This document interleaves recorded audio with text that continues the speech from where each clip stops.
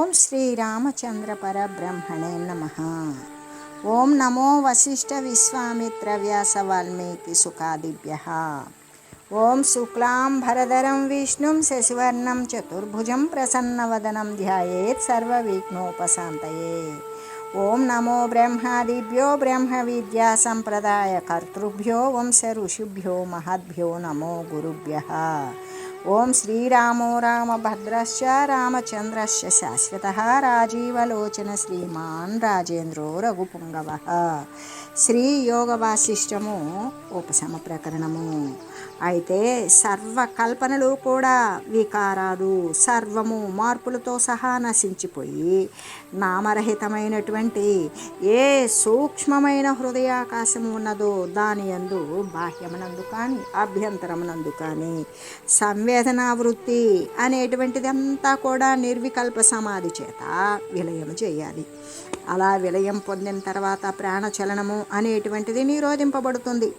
అంతేకాదు ముక్కులు యొక్క అగ్రభాగమున అంటే నిర్మలమైనటువంటి ఆకాశమునందు ఆ యొక్క నాసికాగ్రభాగమునందు 12 అంగుళాల వరకు కూడా మనస్సు యొక్క దృష్టులను అంటే మనోదృష్టిని కనుక నిరోధించినట్లయితే ప్రాణస్పందము అనేటువంటిది కూడా నిరోధం కలుగుతుంది. అభ్యాసము చేత ఏ అలవాటైతే చేసుకుంటామో అంగిలికి ఉండేటువంటి అంటే ఆ తాలు మీద ఉన్నటువంటి 12 అంగుళాల మేర ఉన్నటువంటి బ్రహ్మరంధ్రం నందు మరి ప్రాణ వృత్తి అనేటువంటిది లయించిపోతుంది. అలా లయించిపోగా ప్రాణ చలనము ప్రాణవాయువు యొక్క స్పందము నిరోధించబడుతుంది. అంతేకాదు ఈ భ్రూమధ్య భాగమున అంటే నేత్రేంద్రియాల యొక్క ప్రారంభంలో చిరకాలము కూడా నిరోధింపబడినటువంటి శాంతినే పొందుతుంది. అలా నిరోధింపబడి అలా శాంతి పొందగా పై రీతిగానే ప్రాణాన్ని బ్రహ్మరంధ్రం నందు ప్రవేశపెట్టాలి. అలా ప్రవేశపెట్టడం చేత చిన్మాత్ర స్వరూపుడైన పరమాత్మను తన యొక్క రూపంగానే ఎరుగబడతాడు. అలా ఎరిగినప్పుడు ప్రాణస్పందము అనేటువంటిది ప్రాణవాయువు యొక్క చలనము అనేది నిరోధింపబడుతుంది అని చెబుతూ ఝటిత్యేవ యదుద్భూతం జ్ఞానం తస్మిన్ దృఢాశ్రితే అశ్లింష్ట వికల్పాంశే ప్రాణస్పందో నిరుధ్యతే. ఇంకా కూడా మననశీలుడు వకు ఓ రామచంద్ర, హృదయాకాశమునందు చిరకాలము కూడా ఆ యొక్క దహరాకాశమునందు దీర్ఘకాలం వరకు కూడా చిత్తాన్ని సంలగ్నం చేయాలి. అలా చేసినట్లయితే నీకు ఎటువంటి కోరికలు అనేవి ఉండకుండా వాసనలు సైతం కూడా నశించిపోతాయి. అలా వాసనారహితుడివై ఆత్మధ్యానమే చేయడం వలన కూడా ప్రాణస్పందము అనేటువంటిది నిరోధింపబడుతుంది. ఎలాగంటే గురువు యొక్క ఈశ్వరుని యొక్క అనుగ్రహము చేత స్వప్రయత్నము చేత ఆత్మజ్ఞానము అనేటువంటిది శీఘ్రంగా జనించిందా అది వికల్పాంతరహితమై దృఢపడిపోతుంది.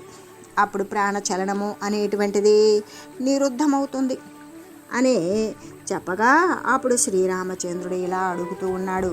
బ్రహ్మన్ జగతి భూతానాం హృదయం తత్కిముచ్యతే ఇదం సర్వం మహాదర్శే యస్మిన్ తత్ప్రతిబింబతి అని అడుగుతున్నాడు. ఏమని? ఓ మహనీయ, ఈ ప్రపంచమునందు ఏ విశాల హృదయము అనేటువంటి దర్పణమునందు ఈ దృశ్యమంతా కూడా స్ఫురిస్తుందో అలా ఎరుగబడుతుందో అటువంటి ప్రాణుల యొక్క హృదయము ఎక్కడున్నది, అది ఎటువంటిది అని అడుగగా శ్రీ వశిష్ఠ గురుదేవులు చెప్తూ ఉన్నారు. సాధో జగతి భూతానాం హృదయం ద్వివిధం స్మృతం ఉపాధేయంచ హేయంచ విభాగోయం తయోహ శృణు. సాధువగువో రామచంద్ర, ఈ ప్రపంచమునందు ప్రాణుల యొక్క హృదయము 2 విధాలుగా ఉంటుంది. ఒకటి గ్రహించేటువంటిది, రెండవది వదిలించుకునేటువంటిది. వాటి యొక్క భేదాన్ని గురించి తెలియజేస్తాను విను. ఎలాగంటే పరిచ్ఛిన్నమైనటువంటి దేహమునందు ఖండమే కదా దేహం అనేటువంటిది. ఒక పరికృతమైనటువంటి ఈ పరిచ్ఛిన్న దేహమునందు వక్షస్థలమున మరి ఉదర భాగము కంటే పై భాగమున ఉన్నటువంటి అనాహత ప్రదేశమునందు ఏకదేశమును కలిగినటువంటి మాంసపిండమును త్యాజ్య హృదయము అంటే ఈ యొక్క మాంసమయమైనటువంటి ఈ శరీరాన్ని ఇదంతా వదలవలసిందే అనేటువంటి విషయాన్ని గురించి నీవు తెలియాలి. ఎలాగంటే ఈ మాంసపిండం అంతా కూడా వదలవలసినదే అని నీవు తెలియాలి. సంవిన్మాత్రం తు హృదయముపాధేయం స్థితం స్మృతం తదంతరే చ బాహ్యే చ నచ బాహ్యే నచాంతరే. జ్ఞానమాత్రమైనటువంటి హృదయము గ్రాహ్యమని చెప్పబడింది. అది సర్వుల యొక్క బాహ్యమునందు అభ్యంతరమునందు కూడా ఉన్నది. కాబట్టి కానీ యథార్థముగా అది బాహ్యమును కానీ అంతరంగమును కానీ లేనిదే అవుతూ ఉన్నది. ఎలాగంటే మననశీలుడు అయినటువంటి ఓ రామ, ప్రకాశమానమైనటువంటి హృదయాకాశము చిత్తమును చిరకాలము కూడా హృదయాకాశమున ఆ చిత్తాన్ని గనక చిరకాలము నెలకొల్పావనుకో దాని చేత మనస్సు వాసనారహితమైపోతుంది. ఆత్మను ధ్యానించడం చేత ప్రాణస్పందము కూడా నిరోధింపబడుతుంది అని చెబుతూ సంవిన్మాత్రం ఎలాగంటే సంవిన్మాత్రం తు హృదయముపాధేయం స్థితం స్మృతం తదంతరే చ బాహ్యే చ నచ బాహ్యేన చాంతరే. జ్ఞానమాత్రమైనటువంటి హృదయం ఏంటి?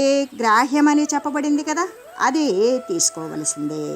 అది సర్వుల యొక్క బాహ్యమునందు అభ్యంతరమునందు కూడా ఉన్నది. కానీ వాస్తవానికి అది బాహ్యము కానీ అంతరంగమును కానీ లేనే లేదు. ఎలాగంటే చిన్మాత్రమైనటువంటి ఆత్మరూపము హృదయము అనేటువంటిది అది గ్రహించవలసిందే అని చెప్పబడుతుంది. అది సర్వదేహాల యందు కూడా అభ్యంతరమందు కానీ బాహ్యమందు కానీ కూడా ప్రకాశిస్తూనే అలరారుచు కనబడుచూ ఉన్నది. వాస్తవానికి దేహోపాధే అబద్ధం కావడం వల్ల, దేహం యొక్క దేహోపాధియే లేకపోవడం వల్ల అది దేహం యొక్క బాహ్యమును కానీ అభ్యంతరమును కానీ లేకనే ఉన్నది అని తెలియజేస్తూ తత్తు ప్రధానం హృదయం తత్రేదం సమవస్థితం తదాదర్శ పదార్థానం తత్కోశ సర్వసంవిధాం. అదే నిజమైనటువంటి ప్రధానమైనటువంటి హృదయం. దాని యందే ఈ జగత్తంతా కూడా స్థితి పొంది ఉన్నది. అయితే సర్వ పదార్థాలకు కూడా ఆధారమై ఉన్నది, సర్వ సంపదలకు కూడా నిలయమయ్యే ఉన్నది. ఎలాగంటే ఆ ఆత్మయే ప్రధానమైనటువంటి హృదయం. దాని యందే జగత్తంతా కూడా స్థితిని పొంది ఉన్నది. అదే సమస్త పదార్థాలకు కూడా అద్దము వంటిది. ఎందుకు? దానిలోనే కనిపిస్తూ ఉంటుంది, ప్రతిబింబించేటువంటి చోటు కూడా. అదే సమస్త సంపదలకు కూడా నిలయమైనది. అక్కడి నుండి ఉత్పన్నమవుతూ ఉంటాయి. సర్వేషామేవ జంతూనాం సంవిద్రుదయ ముచ్యతే నదేహావయవైకాంశో జడజీర్ణోపలోపమః. అంటే జీవులందరికీ కూడా హృదయము సంవిత్తు అనే కదా చెప్పబడింది. కాబట్టి జడమై శిథిలమై శిలాసదృశమైనటువంటి పిండము అనేటువంటిది శరీరావయవం కాదు కదా. ఎలాగంటే సమస్త జీవుల యొక్క సంవిత్తు అంటే జ్ఞానము అనేటువంటి చిత్తు హృదయం అనే కదా చెప్పబడింది. అంతేకాదు దేహావయవం యొక్క ఏకాంశమైనది, జడమైనది, శిథిలమైనది, రాతితో పోల్చబడినది అయినటువంటిది అయిన మాంసపిండం కాదు కదా అని చెబుతూ, కాబట్టి సంవిద్రూపమైనటువంటి శుద్ధ హృదయమునందు వాసనాత్యాగపూర్వకంగా చిత్తాన్ని ప్రబలంగా నియోగించాలి. అలా నియోగించినప్పుడు ప్రాణచలనము అనేటువంటిది నిరుద్ధమవుతుంది. ఇటువంటి మార్గాల చేతనే ఇంకనూ కూడా పలు విధమైనటువంటి ఆచారాల చేత కూడా మరి ఆచార్యుల చేత కూడా ప్రకల్పితాలైనటువంటి తదితరమైనటువంటి క్రమాల చేత కూడా ప్రాణస్పందము అనేటువంటిది ప్రాణవాయువు యొక్క నిరోధము చలనము ఆగిపోయేటట్లుగా జరుగుతుంది అని చెబుతూ, అభ్యాసేన నిరాబాధ మేతాస్తాయోగయుక్తయ ఉపాయాతాముపాయాంతి భవ్యస్య భవభేదనే. మోక్షాధికారికే సంసార వినాశనం అనేటువంటిది జరుగుతుంది. అయితే ఈ సంసార వినాశనమునందు ఈ చెప్పబడినటువంటి యోగయుక్తులన్నీ కూడా అభ్యాసము చేత తప్పకుండా జ్ఞానాన్ని చెందుతుంది, బోధన చెందుతుంది. ఎలాగంటే ఉత్తముడైనటువంటి మనుషునికి సంసార విచ్ఛేదం జరిగిపోతుంది కదా. ఆ సంసార విచ్ఛేదనమునందు యోగయుక్తులన్నీ కూడా, ఈ ఉపాయాలన్నీ కూడా అభ్యాసము చేత, అంటే బాధ నశించిన విధంగానే ఉపాయత్వము అనేటువంటిది పొందుతుంది అని చెబుతూ, అంతేకాదు అభ్యాసము చేత దృఢపడినది, వైరాగ్యంతో కూడుకున్నది ఈ అయినటువంటి ఈ ప్రాణాయామము వాసన నిరోధమునందు సాఫల్యము కలుగజేస్తుంది అనే చెప్పబడింది. అంతేకాకుండా దూరదేశమునికి వెళ్ళడం వల్ల సెలయేర్లు ఆగిపోయినట్లుగానే ఈ భ్రూమధ్యమునందు ఈ యొక్క నాసిక, ఈ కంఠ భాగాల నుండి కూడా 12 అంగుళాల వరకు కూడా కలిగినటువంటి ప్రదేశం ఉంటుంది కదా.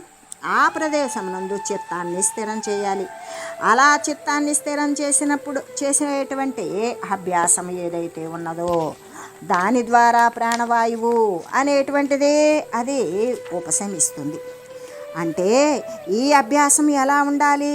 దీర్ఘకాలికంగా చిరకాలము జరపాలి. అలా చిరకాలము జరుపబడినటువంటి అభ్యాసము చేత తాలువునందు వేలాడేటువంటి గంటెకను, ఆ యొక్క చిరునాలుకను, ఈ నాలుక యొక్క చివర భాగము చేత ఎప్పుడూ పలుమారులు స్పృశిస్తూ ఉంటే ప్రాణం అధికంగా చెలించకుండా ఉంటుంది. ఇంకా కాబట్టి ఈ సమాధి భేదాలు దాని యొక్క ఫలసిద్ధి అందు అనేక రకాలైనటువంటి వికల్పాలతో కూడుకొని ఉన్నప్పటికీ కూడా, అంటే కోరిక లేకుండా అవన్నీ కూడా మరి పరమ ఉపశమ అంటే ఎప్పుడు అంటే పూర్తి స్థాయిలో అది ఉపశమిస్తుంది. ఆ ఉపశమించినటువంటి ఫలమునందు వికల్పరహితాలే అవుతాయి. ఆత్మారామో వీతశోకో భవ్యత్యంత్యః సుఖః పుమాన్ అభ్యాసాదేవనాన్య స్యాత్మాస్మాదభ్యాసవాన్ భవః. కాబట్టి రామా, అభ్యాసము చేతనే మనుజుడు ఆత్మారాముడును శోకరహితుడును అవుతాడు. అంతఃకరణమునందు సుఖి కూడా అవుతాడు. కాబట్టి మరి ఇతరమైనటువంటి ఏవైనా ఉపాయాలు ఉన్నవా అంటే లేనే లేవు. కాబట్టి అంటే మనుజుడు అభ్యాసము చేతనే ఆత్మారాముడు అవుతాడు. శోకము నశించిపోతుంది, అంతఃకరణం కూడా సుఖవంతంగా ఉంటుంది. కాబట్టి నీవు కూడా అటువంటి అభ్యాసాన్ని సలుపుచూ ఉండు అనే చెబుతూ, ఆ అభ్యాసము చేత ప్రాణస్పందము అంటే ప్రాణవాయువు యొక్క చలనము నశించిపోతుంది. దాని నశింపుతోటి మనసు కూడా శాంతి పొందుతుంది. ఇంకా కేవలము నిర్వాణ పదము మాత్రమే శేషించి ఉంటుంది. అంటే బ్రహ్మతత్వము లేక మోక్షతత్వము, మోక్షపదము అనేటువంటిదే మిగిలి ఉంటుంది. వాసనావలితం జన్మ మోక్షం నిర్వాసనం మనః ప్రాణంచ రామ గృహ్ణాతి యదేచ్ఛసి తథా కురు. రామా, వాసనతో కూడుకొని ఉన్నటువంటి చిత్తము జన్మను, శరీరాన్ని, ప్రాణాన్ని గ్రహిస్తుంది. వాసన కనుక నశించిపోయినది అవడము చేత మోక్షాన్ని గ్రహిస్తుంది. అంటే వాసనాయుక్తమగు కోరికలతో నిండినటువంటి చిత్తము శరీరాన్ని తీసుకుంటుంది, జన్మ ధరిస్తుంది, ప్రాణాన్ని గ్రహిస్తుంది. అదే కోరిక నశించిపోయినది అయితే మోక్షాన్ని గ్రహిస్తుంది. ఈ విధంగా తెలిసి ఇక నీవు కూడా నీ ఇష్టమైనట్లుగా నీవు చరించు. ఎలాగంటే రామా, వాసనతో కూడుకొని ఉన్నటువంటి మనసు ఏం చేస్తుంది? శరీరాన్ని తీసుకుంటుంది, ప్రాణాలను గ్రహిస్తుంది, జన్మను తీసుకుంటుంది. వాసనారహితమైనటువంటి మనసు అయితే మోక్షాన్నే గ్రహిస్తుంది. ఈ ప్రకారంగా తెలియాలి నీవు. ఇలా తెలిసి నీవు నీకెలా ఇష్టమో అలాగే ధరించు, అలాగే చరించు అని చెబుతూ, ప్రాణస్పందమే మనస్సు అంటే ప్రాణవాయువు యొక్క చలనమే కదా మనస్సు. ఆ మనసు వలననే ఈ సంసార భ్రమ అంతా కూడా కలుగుతూ ఉన్నది. కాబట్టి ఈ ప్రాణస్పందము ఉపశమించగా సంసార దుఃఖం కూడా నశించిపోతుంది. వికల్పాంశ క్షయాధ్యంతోహ పదం తదవశిష్యతే యతో వాచో నివర్తంతే సమస్త కలనాన్వితాః. అంటే కల్పనలతో కూడి ఉన్నటువంటి ఈ వాగీంద్రియము మొదలైనటువంటి సముదాయం అంతా కూడా దేని నుండి నివృత్తి పొందుతుందో అది బ్రహ్మపదము. ఆ బ్రహ్మపదము జీవుని యొక్క వికల్పాంశము నశించుట చేత మాత్రమే శేషించి ఉంటుంది. అంటే జీవుని యొక్క వికల్పాంశము అంటే మనోరూపమైనటువంటి వికల్పాంశము గనక నశించిపోయిందనుకో, సమస్త కల్పనా సహితాలైనటువంటి వాక్కులు మొత్తం కూడా ఎక్కడా కూడా పొందజాలకుండా మొరలిపోతాయి. అలా పోయినప్పుడు అటువంటి ఆత్మపదము మాత్రమే మిగిలి ఉంటుంది అని చెబుతూ, యత్ర సర్వం యతః సర్వం యత్సర్వం సర్వతశ్చయత్ యత్ర వేదం యతో నేదం యన్నేదం నేదృశం జగత్. అంటే యత్ర సర్వం యతః సర్వం యత్సర్వం సర్వతశ్చయత్ యత్ర నేదం యతో నేదం యన్నేదం నేదృశం జగత్. అంటే బ్రహ్మమునందే ఈ జగత్తంతా కూడా ఉన్నది. దాని నుండే ఇది ఆవిర్భవించింది. ఇదంతా కూడా ఏంటి అంటే బ్రహ్మరూపమే. ఆ బ్రహ్మమే అంతటా కూడా వ్యాపించి ఉన్నది. కానీ యథార్థంగా బ్రహ్మమున ఈ జగత్తు ఉన్నదా? లేదు. దాని నుండి ఆవిర్భవించను లేదు. ఇది దాని యొక్క రూపం కూడా కాదు. ఏ అంశమునందు కూడా ఇది ఆ బ్రహ్మతోటి సామ్యము అంటే పోలిక కలిగినది కానే కాదు అని చెబుతూ, ఎలాగంటే బ్రహ్మమునందే ఈ జగత్తు ఉన్నది. ఈ జగత్తంతా ఎక్కడున్నది? బ్రహ్మమునందే కలదు. దాని నుండియే ఇది ఆవిర్భవించింది, పుట్టింది. ఇదంతా కూడా అప్పుడు ఆ బ్రహ్మరూపమే కదా. ఆ బ్రహ్మమే అంతటా సమస్తం వ్యాపించి ఉంది. కానీ విచారించి చూసినట్లయితే బ్రహ్మమునందు జగత్తు ఉన్నదా? లేదు. దాని నుండి ఆవిర్భవించను కూడా లేదు. ఇది దాని రూపము కూడా కాదు.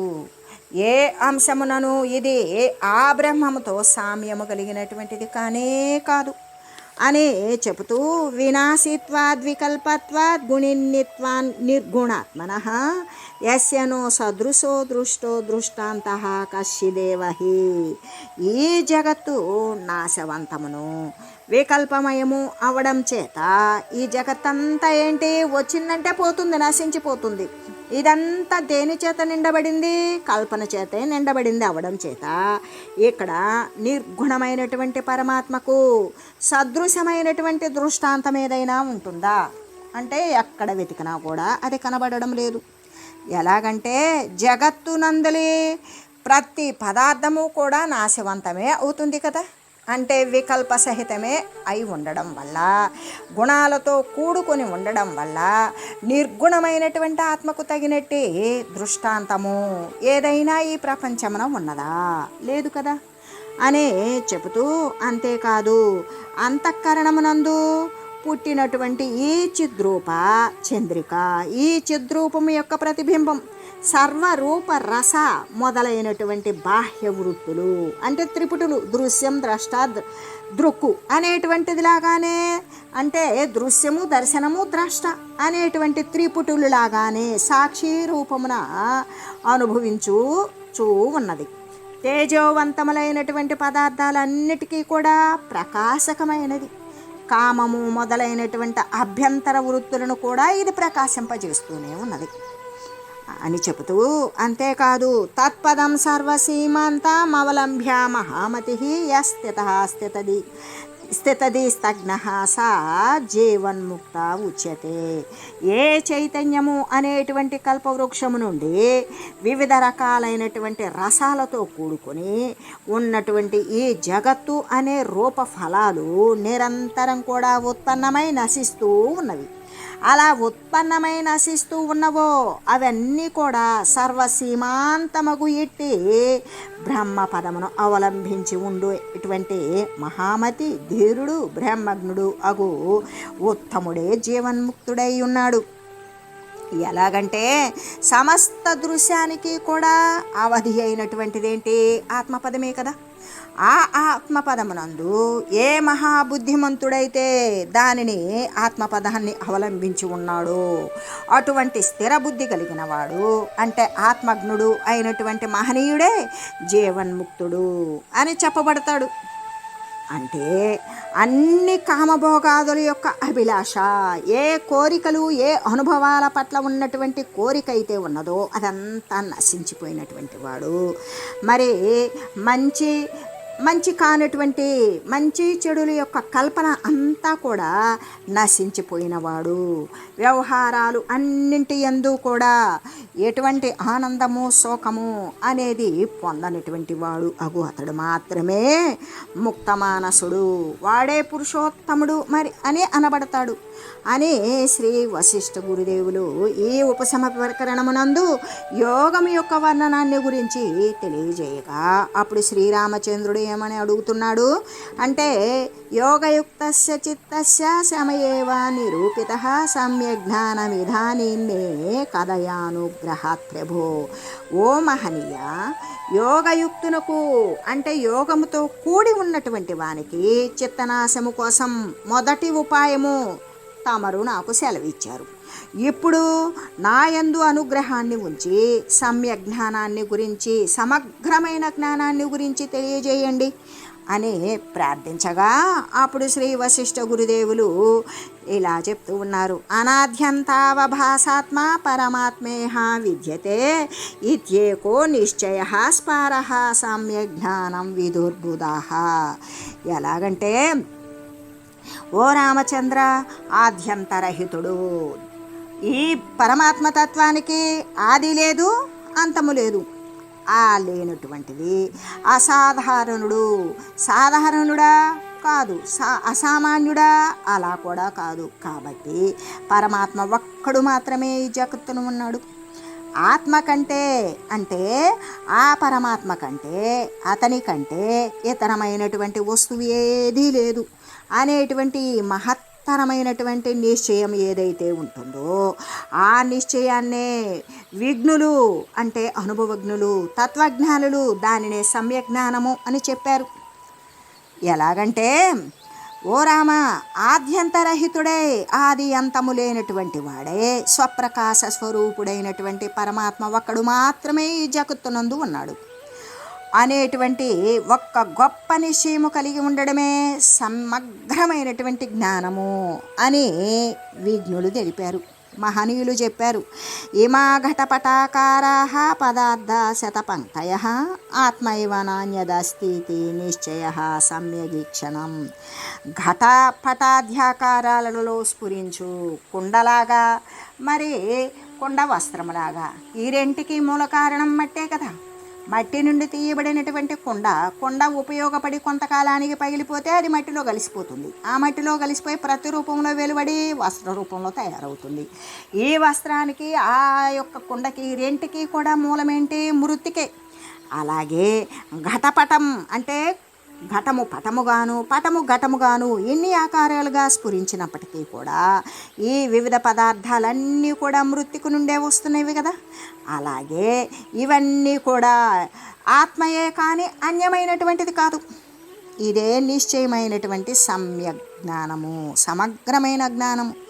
ఎలాగంటే, ఈ ఘటపటాధ్యాకారాలు కలిగినటువంటి అనంత పదార్థాల సమూహాలన్నీ కూడా ఆత్మే. మనం మృత్తిక అని చెప్తున్నాం, ఆ మృత్తిక కూడా ఆత్మ కంటే అన్యము కాదు, ఇతరమైనది కాదు. కాబట్టి ఇక ఇవి పరమాత్మ కంటే ఇతరములైనవి లేనే లేవు అనేటువంటి నిశ్చయము కలిగి ఉండడమే సమగ్రమైనటువంటి దర్శనము అని చెబుతూ, అసమ్యగ్వేదన జన్మ మోక్ష సమ్యగవేక్షణాత్ అసమ్యగ్వేదన ద్రజ్జు సర్పో నో సమ్యగీక్షణాత్. అంటే మిథ్యాజ్ఞానము చేత జన్మాదులన్నీ కూడా అంటే అబద్ధమైనటువంటి జ్ఞానం, ఆ జ్ఞానము చేత ఎన్ని శరీరాలైతే ఉత్పన్నమవుతున్నవో అవన్నీ కూడా సమగ్రమైనటువంటి జ్ఞానము చేత మోక్షమే కలుగుతుంది. ఎలాగంటే, మిథ్యాజ్ఞానము వలననే కదా తాటి యందు మరి సర్పబుద్ధి ఏర్పడింది. తాటి యందు మనం ఏం చూసాం? పామును చూసాం, అబద్ధమైన జ్ఞానం. దాన్ని మళ్ళీ వెలుగు సహాయంతో చూసినప్పుడు ఏమైంది? దాని యందు పాము లేదు, అక్కడ తాడే ఉన్నది. అంటే కానీ సమగ్రమైనటువంటి జ్ఞానము చే ఏమున్నది? తాడుగానే ఉన్నది. పాము భ్రమ నశించింది అని చెబుతూ సంకల్పాంశ వినోర్ముక్త సంవిత్ సంవేద్యవర్జిత సంవిత్యాభిసమాఖ్యాత ముక్తావస్తి అనేతరత్. సంకల్పము యొక్క అంశ వినుర్ముక్తమును అంటే దానిని పూర్తి వదిలివేసినది, విషయవర్జితమును విషయాలు నశింపజేసినది అయినటువంటి ఏ సంవిత్ అయితే ఉన్నదో, సంవిత్తు అంటే జ్ఞానము, అటువంటి సంవితే తన యొక్క స్వప్రకాశ స్వభావము చేత మోక్షార్థము అంటే మోక్షం యొక్క అర్థం అంతటా కూడా విఖ్యాతమై ఉన్నది, అదే ప్రసిద్ధి పొంది ఉన్నది. కానీ అన్యమైనటువంటిది ఇతరమైనది లేనే లేదు. ఎలాగంటే సంకల్పం అనేటువంటిది అంశ మాత్రం కూడా లేదు, మొత్తం నశించిపోయింది. విషయాలు సర్వము నశించిపోయినాయి. అవన్నీ పోగా మిగిలి ఉండేటువంటిది ఏంటి? జ్ఞానమే. అదే సంవిత్తు. ఆ జ్ఞానమే సర్వత్రా ఏ ప్రదేశమునందైనా సమస్తము స్వప్రకాశముతో తాను ప్రకాశిస్తూ అది ఆ విధంగా పేరు పొందింది. ఏ విధంగా? అన్ని వస్తు రూపాలలో కూడా అదే ప్రకాశిస్తోంది.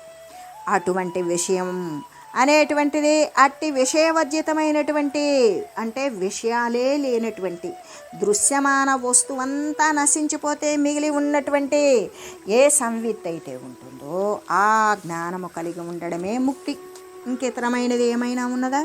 లేనే లేదు అని చెబుతూ శుద్ధ రూపమున తెలియబడినటువంటి ఆ సంవిత్తే అంటే ఆ జ్ఞానమే పరమాత్మ అని చెప్పబడింది.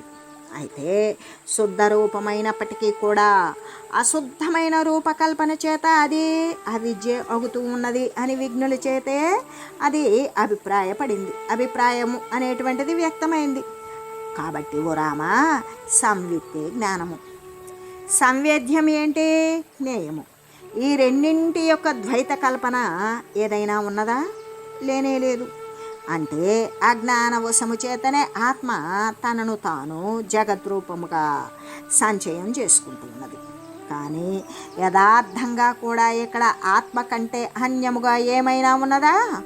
లేనే లేదు అని చెబుతూ యథాభూతాత్మదర్శిత్వమేతావద్భువనత్రయే యథాత్మైవ స జగత్సర్వామితి నిశ్చిత్య పూర్ణత. ఈ ముల్లోకాలయందు కూడా సత్యమైనటువంటి ఆత్మయే దృగ్గోచరమవుతూ ఉన్నది. ఏ వస్తువు చూసినా ఆత్మ కంటే భిన్నమైనది లేదు, ఆత్మే అయి ఉన్నది. కాబట్టి మనకి ఈ ముల్లోకాలయందు, ముల్లోకాలు అంటే తిరుగుణాలతో కూడినటువంటి ఏ దృష్టితో చూసినా కూడా మనకు ఆత్మే కనబడుతూ ఉన్నది.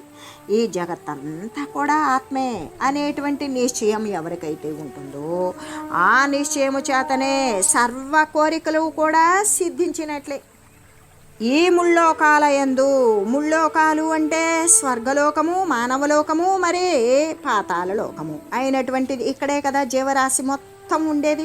సత్వగుణ ప్రధానులు అయిన దేవతలు, మరి సత్వరజోగుణ ప్రధానులు అయినటువంటి వారు మనుజులు, మరి రజోగుణ తమోగుణ ప్రధానులు అయినటువంటి వారు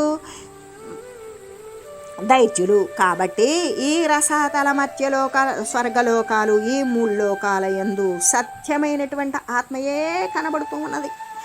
ఈ జగత్తంతా కూడా ఆత్మే అనేటువంటి నిశ్చయముతోటి వానికి, ఆ మనుజునికి పూర్ణ కామత్వము, అన్ని కోరికలు కూడా సిద్ధించినట్లుగానే అనిపిస్తూ ఉన్నవి అని చెబుతూ, అంతేకాదు సర్వమాత్మైవ కౌదిష్టౌ భావాభావౌ క్వచస్థితౌ క్వా బంధమోక్ష కలనేకమన్యద్రామ సూచ్యతే. కాబట్టి రామచంద్ర, ప్రపంచమంతా కూడా ఆత్మయే అయి ఉండగా ఇంకా భావము అభావము ఇవన్నీ కూడా ఈ భావాభావాల ఆత్మ కంటే వేరుగా ఎచ్చట ఎలా ఉన్నవి? ఎక్కడా లేవు. అంటే బంధం కానీ మోక్షం కానీ కల్పనే. అసలు బంధమోక్షాల యొక్క కల్పనయే లేదు. ఎక్కడుంది? అటువంటి దాని చేత ఇక ఆత్మ కంటే భిన్నమైనటువంటి దేనికోసం అజ్ఞానవంతులు శోకిస్తూ ఉన్నారు అనే చెబుతూ, రామ, అంతా ఆత్మే అని నిశ్చయించబడగా ఇంకా భావ అభావాలు కానీ బంధ మోక్ష కల్పనలు కానీ ఎక్కడన్నా ఉన్నాయా? ఇంకా ఆత్మ కంటే ఇతరమైనటువంటిది ఏదీ లేదు కాబట్టి ఇంకా దుఃఖించడం అనేటువంటిది దేని కొరకు అని తెలియజేస్తూ, ఓం మంగళం శ్రీ గురుదేవాయ మహనీయ గుణాత్మనే సర్వలోక శరణ్యాయ సాధురూపాయ మంగళం. ఓం మంగళం కోసలేంద్రాయ రామాయ రామభద్రాయ చక్రవర్తి తనూజాయ సార్వభౌమాయ జానకీ వల్లభాయ శ్రీరామచంద్రాయ మంగళం. ఓం తత్సత్.